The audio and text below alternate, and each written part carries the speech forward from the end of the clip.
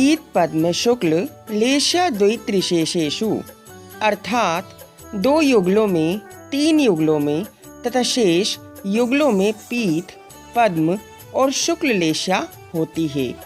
दर्शकों, अब जानते हैं वैमानिक देवों में कौन कौन सी लेश्याएं होती हैं। सौधर्म एवं ऐशान के स्वर्ग के देवों में पीत लेश्या होती है। सानत कुमार एवं माहेंद्र स्वर्ग के देवों में पीत एवं पद्म लेश्या होती है।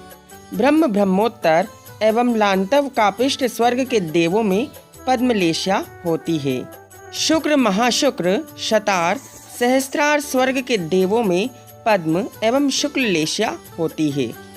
आनत, प्राणत, आरण, अच्युत और नवग्रेव्यक के देवों में शुक्ल लेश्या होती है तथा नव अनुदेश और 5 अनुत्तर विमानों के देवों में परम शुक्ल लेश्या होती है। विशेष सौधर्म और ऐशान स्वर्ग के देवों में मध्यम पीत लेश्या होती है। सानत कुमार एवं माहेंद्र स्वर्ग के देवों में उत्कृष्ट पीत एवं जघन्य पद्म लेश्या होती है।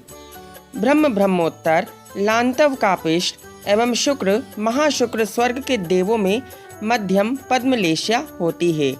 शतार एवं सहस्त्रार स्वर्ग के देवों में उत्कृष्ट पद्म एवं जघन्य शुक्ल लेश्या होती है।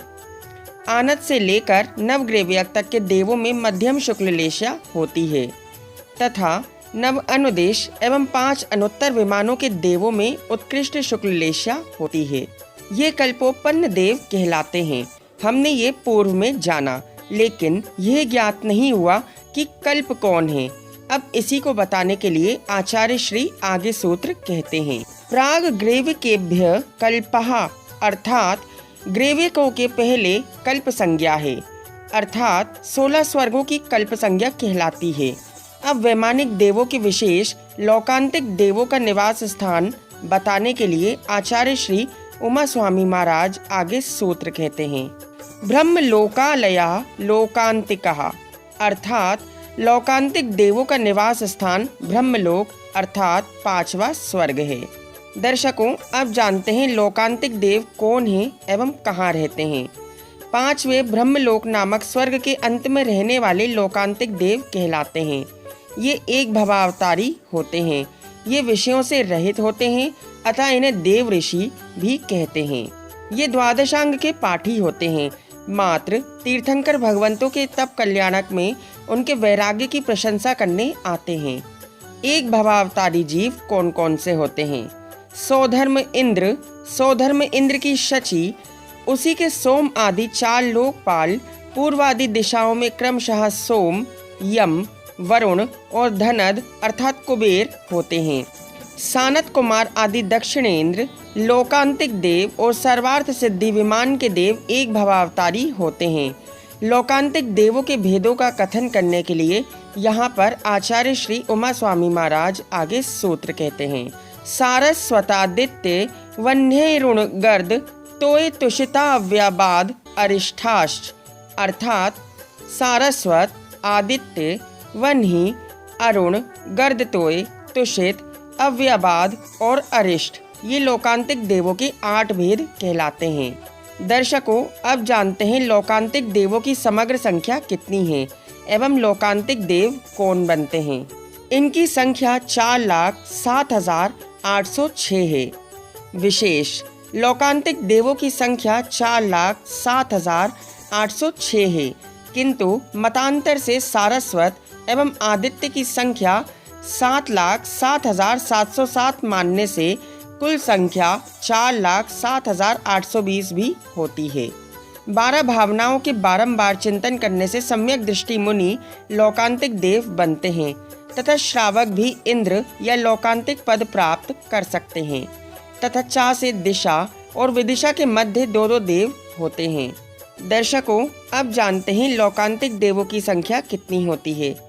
सारस्वत के भेद से 700, आदित्य के भेद से 700, वन्ही के 7,007, अरुण के 7,007, गर्दतोय के 9,009, तुषित के 9,009, अव्यबाद की 11,011, अरिष्ट के 11,011, अग्न्याभ 7,007, सूर्याभ 9,009, चंद्राभ 11,011, सत्याभ 13,013, श्रेयस्कर 15,015, क्षेमंकर 17,017, वृषभेष्ठ 19,019, कामचर 21,021, निर्माण रजस 23,023, दिगंत रक्षित 25,025, आत्मरक्षित 27,027, सर्वरक्षित 29,029, मारुत के 31,031, वसु के 33,033, अश्व के 35,035,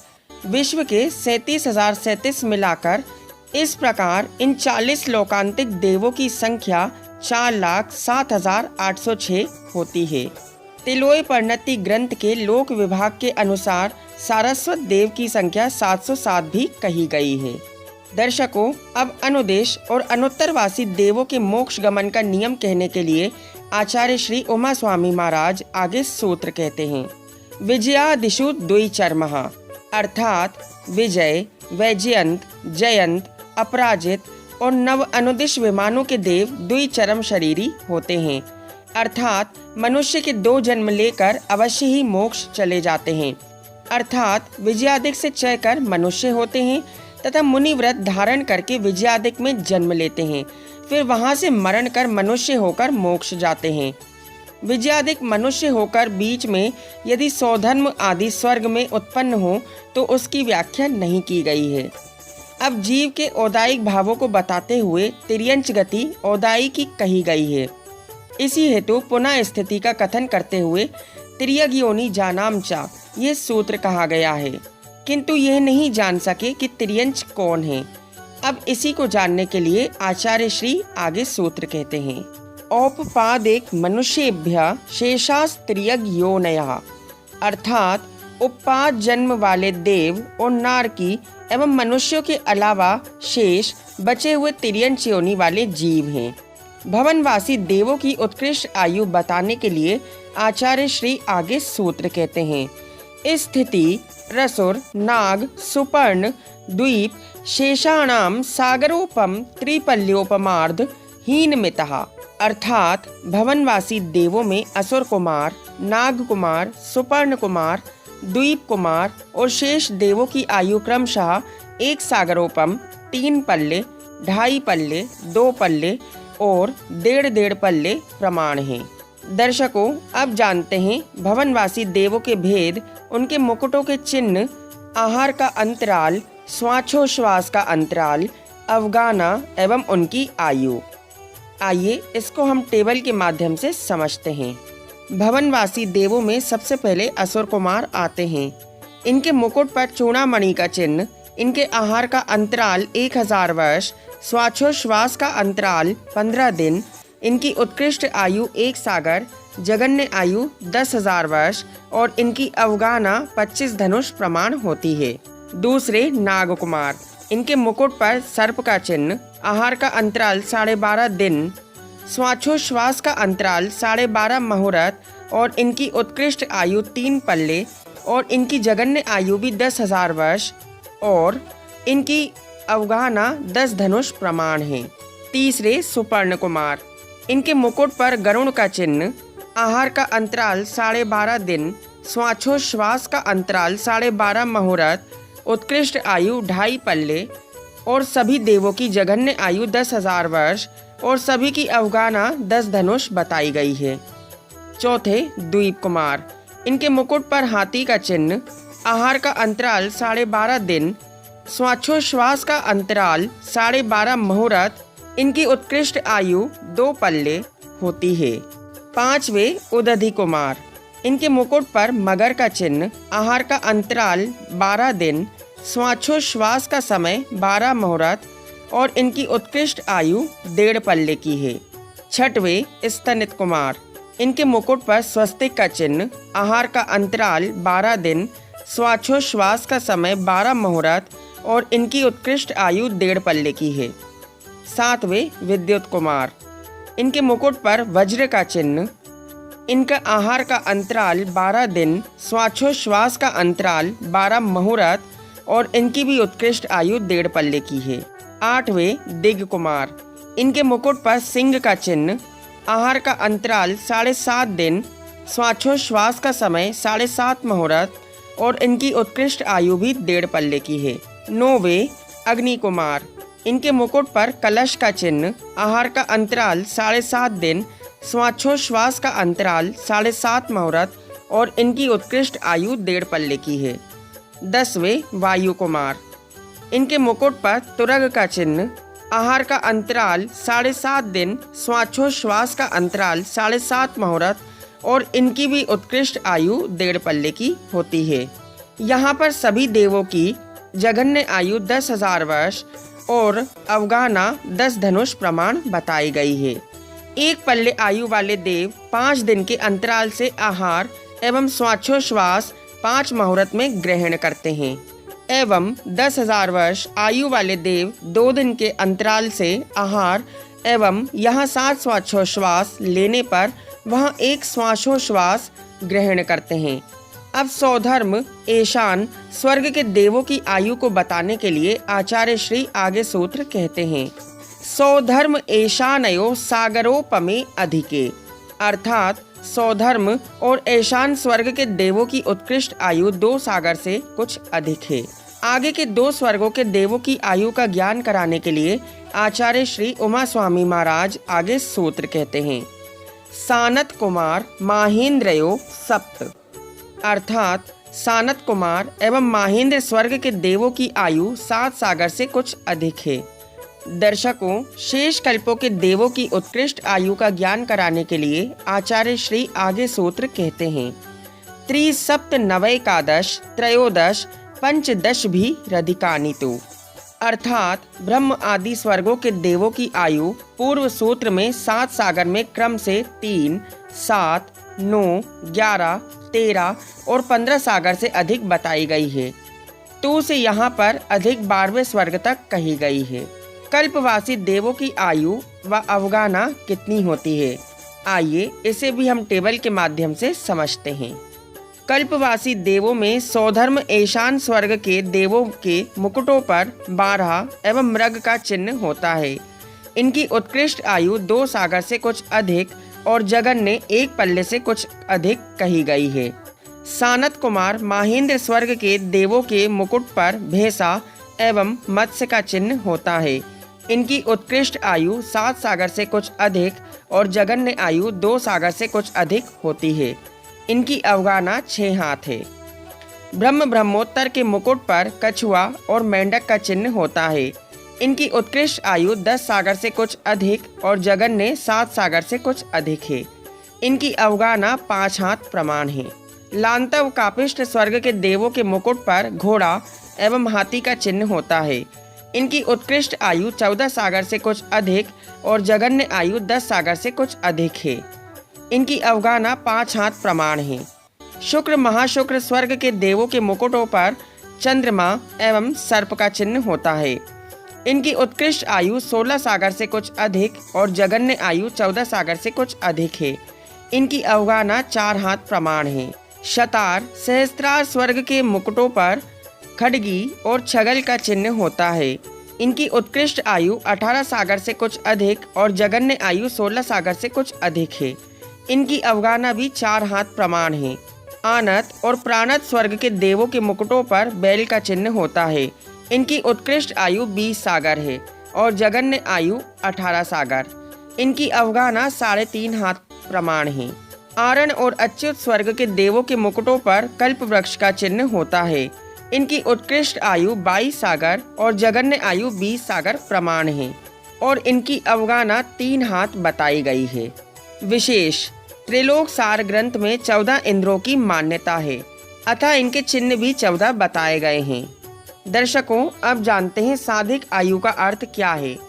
किसी जीव ने संयम अवस्था में उपरिम स्वर्ग की देवायु का बंध किया, इसके पश्चात संक्लेश परिणामों के निमित्त से संयम की विराधना कर दी और अपवर्तन घात अर्थात बद्धमान आयु का घात कर अधस्तन स्वर्ग में या भवनांतरिक में उत्पन्न होता है, उसे घात आयुष्क कहते हैं।